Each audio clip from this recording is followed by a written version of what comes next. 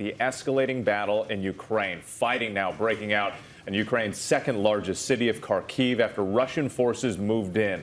This following the ongoing bombardment of Kyiv and video capturing a fire at an oil depot outside the city near an airbase. New images now of fighting across the country, crews sifting through rubble looking for survivors. This morning, media groups in Ukraine are now all banding together to broadcast in a single newscast. You see them there, an underground parking garage. They're providing uninterrupted coverage and combating any misinformation from Russian state media. In Russia, President Putin praised his troops for carrying out the invasion to protect their country and its national interests. Our team is on the ground in the region, covering the crisis from all the angles. Let's get the latest now on the ground in the Ukrainian capital. ABC's Ian Pannell joins us now live from Kyiv. Good morning to you, Ian.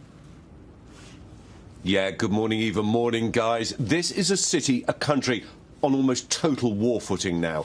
There's been a 39-hour curfew in place. That's overnight, throughout the day today and into Monday morning. There is nothing out on the streets, almost no noise apart from the sound of battle. But there's real anticipation here in Kiev about what's to come. But in Kharkiv, the country's second largest city, the Russians have launched what looks like an all-out offensive.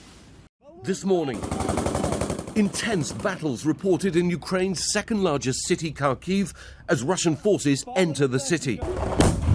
But Ukrainian troops mounting what appears to be a strong defence. Heavy overnight bombardment was followed by what the Ukrainian Defence Ministry says is 2 armed units pushing into Kharkiv today. One appears to have been disabled amid social media videos of street fighting. At least 240 civilian casualties have been reported, including 64 dead, although the true number is likely higher.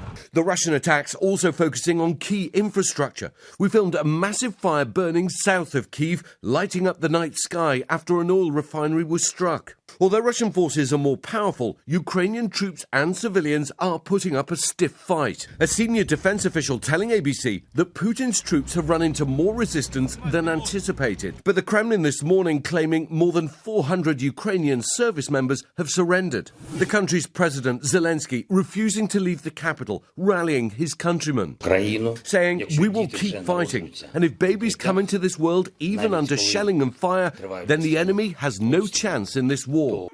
He was referring to this, a baby born in the basement of a hospital in a city under siege. The mayor of Kyiv and his brother Vladimir Klitschko are former world heavyweight boxing champions.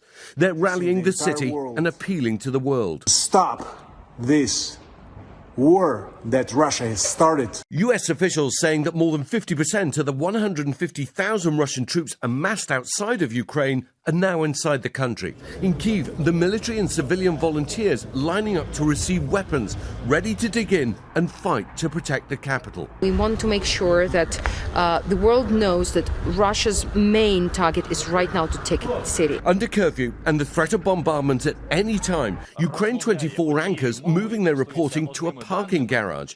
All major news networks now working together. And for many trapped in Kyiv, life has moved underground. Whole families finding shelter in underground metro stations. This is now a nationwide effort.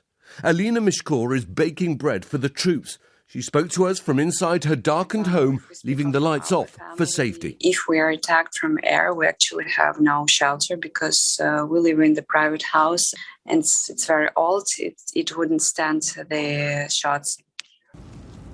Well, the Kremlin saying they sent a negotiating team to Minsk, the Belarusian capital. President Zelensky saying he won't be sending a team, not least because Belarus is now a party to this conflict, suggesting instead that they meet in a neutral country.